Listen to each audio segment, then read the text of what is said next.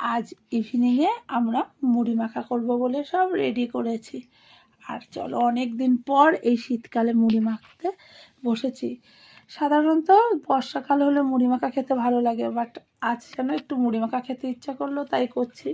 দেখো, আমি শসা কুচি করেছি, পেঁয়াজ কুচি, লঙ্কা কুচি, ধনেপাতা কুচি, আর এদিকে মটরশুঁটি, বিট লবণ রেখেছি, চানাচুর, সরষের তেল আর মুড়ি। চলো আস্তে আস্তে মাখি মুড়িটা, তোমাদের সঙ্গে শেয়ার করি।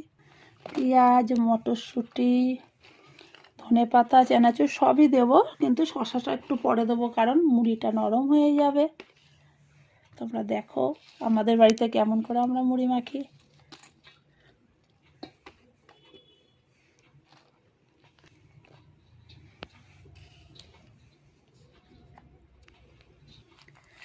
এই দেখো বোন, সরষের তেলটা ঢাল।